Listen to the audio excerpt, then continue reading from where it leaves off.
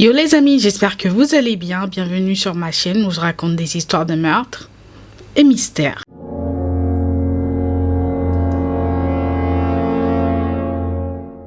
Si tu es nouveau sur ma chaîne, bienvenue, je m'appelle Osnel et je suis là tous les 2 jours en ce moment pour vous raconter les histoires les plus sordides qui existent. Alors petit disclaimer avant de commencer cette vidéo, je tiens à vous rappeler que ce contenu s'adresse à un public averti. Ce contenu est déconseillé au moins de 12 ans. Alors aujourd'hui, nous allons parler d'une disparition assez bizarre. Nous allons donc parler de la disparition de Natalie Holloway. Alors avant de commencer, je tiens à d'abord m'excuser parce que je n'ai pas pu publier de vidéo dimanche.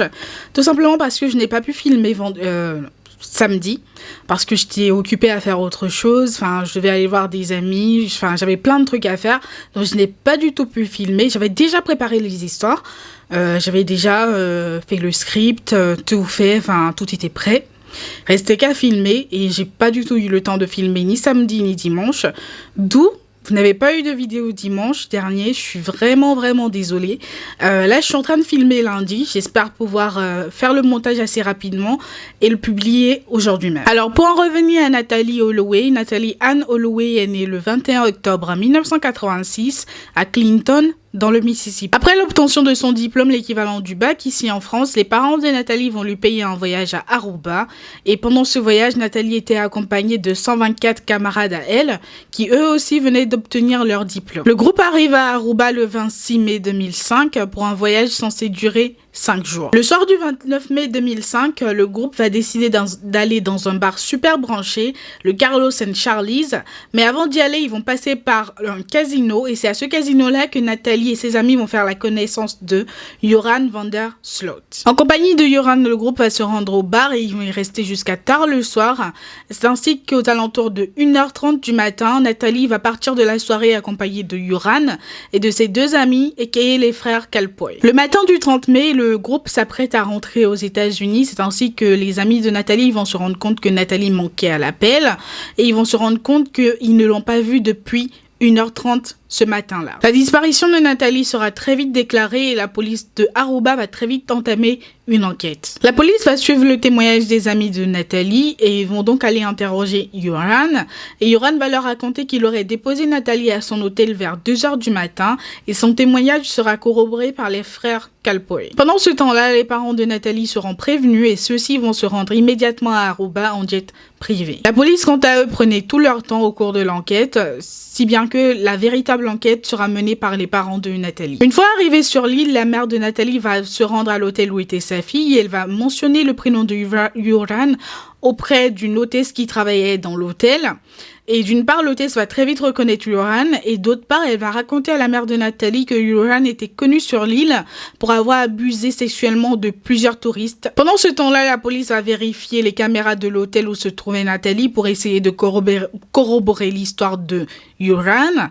Sauf qu'ils vont se rendre très vite compte que Joran avait menti et qu'il n'avait jamais déposé Natalie à l'hôtel ce jour-là. C'est à ce moment-là que l'histoire de Joran va changer. Il va raconter avoir conduit Natalie sur une plage pour voir des requins et qu'il l'aurait laissé là-bas. Le 5 juin, 2 anciens agents de sécurité seront arrêtés sur la base de quoi comme suspicion, on ne le saura jamais. Les 2 hommes seront néanmoins relâchés le 13 juin 2005. Le 9 juin 2005, Joran et ses 2 amis, les frères Kalpoy, seront arrêtés et ils seront très vite relâchés par manque de preuves pour les inculper. Plus tard, le trio sera réinterrogé et leur histoire va encore une fois changer.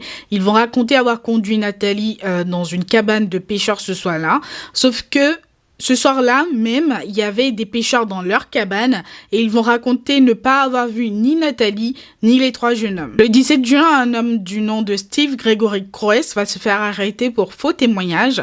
Après s'être rendu à la police pour leur raconter qu'il avait vu Natalie se faire déposer à 2h du matin, le matin du 30 mai, par Joran et les frères Kalpoy. Sauf qu'ils n'étaient pas au courant que la police avait déjà vérifié les caméras de surveillance et savait que Natalie n'avait pas été déposée ce matin-là. Après son arrestation, l'histoire de Steve va changer. Il va raconter que ce soir-là, il se serait endormi sur un bateau.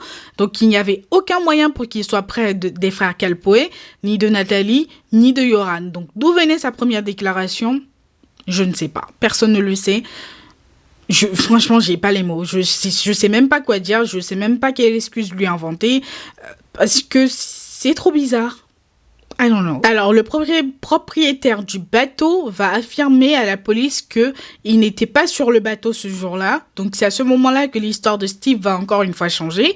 Et il va raconter que ce soir-là, il n'était pas sur le bateau, mais qu'il était dans un bar autre que le Carlos and Charlie's.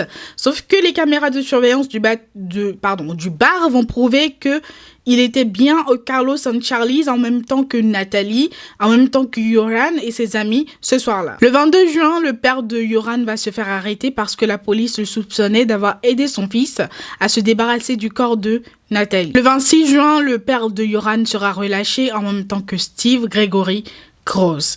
À ce moment-là, la récompense pour toute information conduisant à Nathalie va passer de $200,000 à $1 million. L'affaire va très vite se refroidir et pendant ce temps-là, Joran donnait plein d'interviews pour essayer d'expliquer sa version des faits. Alors, selon Joran, Nathalie voulait coucher avec lui ce soir et lui ne voulait pas parce qu'il n'avait pas de préservatif sur lui. Donc, cela aurait refroidi Nathalie et donc, plus tard, elle aurait voulu que tous les deux y restent sur la plage jusqu'au petit matin, mais vu que lui avait cours le lendemain, il aurait laissé Nathalie sur la plage vers 2h du matin. Le 21 novembre, l'affaire sera réouverte suite à une nouvelle arrestation de Joran et ses deux amis, sauf que le 30 novembre, un juge va ordonner leur libération immédiate. Le 18 décembre 2007, le procureur va déclarer que l'affaire était classée, sauf que le 1er février 2008, l'affaire sera réouverte. Le 10 février 2008, le père de Joran va mourir brusquement à un match de tennis et Joran va décider que c'était un nouveau moyen pour se faire de l'argent. Parce que vous vous rappelez que quand j'ai dit que Joran faisait des interviews, en fait c'était des interviews payées et au cours de son interview avec Fox News, Joran a été payé $25,000 et à la fin de l'interview, lorsqu'il est reparti, il a envoyé un message au journaliste lui disant « Désolé, je l'ai fait pour l'argent, tout ce que j'ai dit était faux ».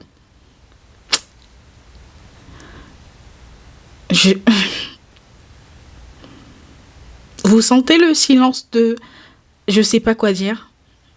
Je sais pas quoi dire. 2 semaines après la mort de son père, Joran va contacter la mère de Nathalie et lui dire qu'il savait où le corps de sa fille se trouvait et qu'il lui dirait si elle lui payait $250,000. Il va obtenir $25,000 en avance et il va leur raconter que Nathalie avait été enterrée par son père sous une maison en construction à l'époque. Ce qui va se passer, c'est que menteur un jour, menteur toujours. La police va donc encore une fois se rendre compte que Joran avait encore une fois menti. Quelle surprise! Wow. Joran va néanmoins récupérer les $25,000 et se rendre au Pérou. Une fois là-bas, il va rencontrer et assassiner une jeune fille du nom de Stéphanie Flores. Joran va se faire arrêter et condamné à 28 ans de prison en 2012. Cette même année-là, Nathalie sera prononcée morte devant un tribunal. Donc voilà les amis, l'histoire de la disparition de Nathalie Holloway. Personne ne sait en réalité ce qui s'est passé. Personne ne sait si elle est encore vivante ou si elle est morte. Personnellement, je pencherais plutôt pour le fait qu'elle soit décédée, parce que personne ne disparaît comme ça, sans donner aucune trace. Quelqu'un qui a toujours été heureuse, qui vient d'obtenir son diplôme, qui est très contente, qui est prête à poursuivre ses études. Non. On ne disparaît pas comme ça, en mode la vie c'est une pochette de surprise, quoi. Donc je pencherais plutôt pour le fait qu'elle soit décédée. Paix à son âme si elle est décédée. Je pense qu'elle s'est fait assassiner. Je ne dirai pas par qui, je ne peux pas me faire poursuivre en justice pour diffamation parce qu'il n'y a aucune preuve. Je penche plutôt du coup pour le fait qu'elle se soit fait assassiner, qu'on se soit débarrassé de son corps et que quelqu'un, quelque part, sait où est le corps de Nathalie. Donc voilà les amis, on se retrouve dans 2 jours pour une nouvelle histoire. Et si tu es resté jusque là, je t'invite à t'abonner, à activer la cloche de notification. Je t'invite aussi à me suivre sur mes réseaux sociaux que je vais mettre là. Je te souhaite une bonne journée, fais de bons choix et à bientôt.